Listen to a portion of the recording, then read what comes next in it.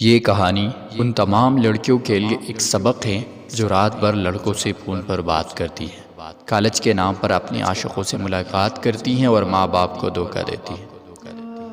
ابو، آج آخری بار آپ سے گزارش کر رہی ہوں، اگر مجھے کل موبائل نہ ملا تو میں ہرگز کالج نہیں جاؤں گی۔ میری سہیلیاں روز اپنی مہنگے موبائلوں کو اچھال اچھال کر میرے منہ چڑھاتی ہیں۔ واجد غوری صاحب دن بھر دفتر کے گن چکروں میں الجھنے کے بعد اب گھر کے دروازے کے اندر قدم رکھ چکے تھے۔ ان کی بیٹی ماہم ایک سانس میں یہ ساری باتیں ان کی گوش گزار کر کے اپنی کمرے میں گھس گئی۔ غوری صاحب کی اہلیہ شبانہ غوری کچن کے دروازے پر کھڑی یہ تماشا دیکھ رہی تھی۔ ناظرین کرام، اس نے آخری غوری صاحب کو سہارا دے کر لاؤنج کے صوفے پر بٹھا دیا اور کچن سے پانی لا کر آ گئی، اور میاں بیوی آپس میں اپنی بیٹی کے رویے اور اس کے مطالبے پر غور کرنے لگے۔ غوری صاحب کا ایک ہی موقف تھا کہ اس وقت ماہم کو موبائل فون رکھنے کی قطعاً ضرورت نہیں ہے، اسے پڑھائی پر بھرپور توجہ دینی چاہیے۔ ایک ماں کی حیثیت سے شبانہ غوری اپنی شوہر اور اپنی بیٹی دونوں کی نفسیات سے بخوبی واقف تھی۔ اس کو سمجھ نہیں آ رہی تھی کہ وہ اپنی میاں کو کیا مشورہ دے۔ میاں بیوی نے باہمی مشورے سے بیٹی کی ضد کے آگے سر تسلیم خم کرنے کا فیصلہ کیا۔ ناظرین کرام، وہ رات ماہم کی زندگی کی سب سے حسین اور طویل رات تھی۔ اللہ اللہ کر کے رات گزر گئی۔ اسی دن صبح اپنی کرنیں بکھیرنے والے سورج غوری صاحب کے خاندان کے لیے ایک خطرناک پیغام لے کر آیا تھا۔ کالج سے واپسی پر ماہم کو اپنا موبائل فون مل چکا تھا۔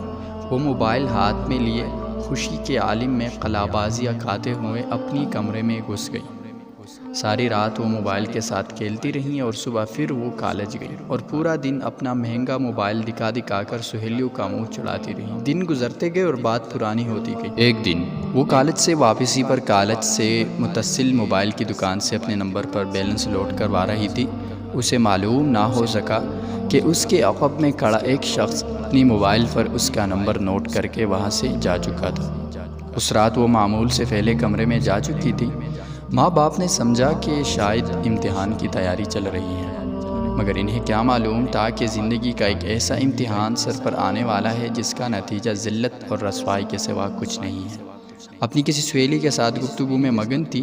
باتیں کر کے وہ تھک گئی اور سونے کا ارادہ کر لیا اور کرسی سے اٹھنے والی تھی کہ اچانک موبائل کی گھنٹی بجنے لگی۔ موبائل اسکرین پر ایک اجنبی نمبر بلینک کر رہا تھا۔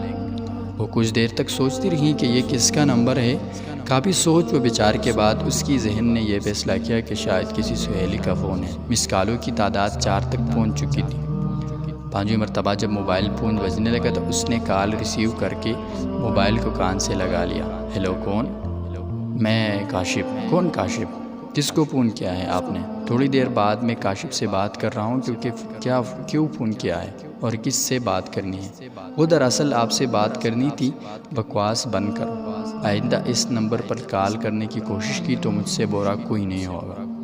یہ کہتے ہوئے ماہم نے کال کاٹ دی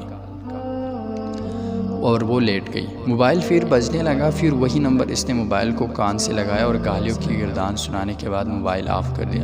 کئی دن تک یہ سلسلہ چلتا رہا۔ کاشف فون کرتا رہا اور ماہم اسے سنے بغیر گالیاں دیتی رہی۔ ماہم نے اپنی ماں اور باپ کے سامنے اپنی پریشانی بیان کرنے کا فیصلہ کیا اور پوری کہانی سنا ڈالی۔ ماں نے اس کو سختی سے منع کیا کہ وہ ہرگز اس کا ذکر اپنے ابو سے ہرگز نہ کرے، ورنہ وہ ماہم مچ جائے گی، اور نصیحت کی اس کی کال کو ریسیو نہ کرے۔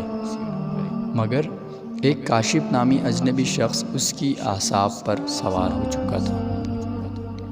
ناظرین کرام، کچھ دنوں تک وہ اس کی کال نظر انداز کرتی رہی، لیکن کب تک کرتی؟ ایک دن کاشف نے فیصلہ کن بات کرنے کا فیصلہ کر لیا۔ اسے پورا یقین تھا کہ رات 11 بجے کاشف کا فون آئے گا۔ رات کی 11:07 پر اچانک موبائل اسکرین پر کاشف کا نمبر نمودار ہوا تھا۔ ماہم کی پیشانی پر کئی شکنیں نمودار ہو گئیں۔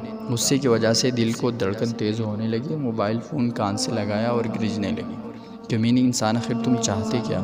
تھوڑی دیر بعد آگے سے جواب آیا، ایک مرتبہ میری بات سنو، اس کے بعد آپ کی مرضی، اگر آپ نے کہا تو اس کے بعد میں کبھی بھی فون نہیں کروں گا۔ شیطان کی محنت رنگ لانے لگی تھی۔ ایک گھٹنے کے اندر کاشف نے محل کی تعریف میں زمین و آسمان کے قلابۂ ملا کر اس کو شیشے میں اتار دیا تھا۔ اب جب کاشف کال کاٹنے لگا تو اس نے پوچھا، پھر کب کال کرو گی؟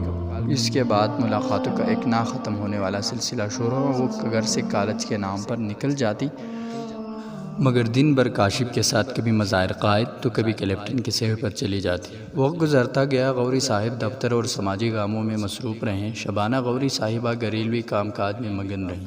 اس اثنا میں کالج کے سالانہ امتحان قریب آ گئے۔ ماہم رات بھر جاگتی رہتی۔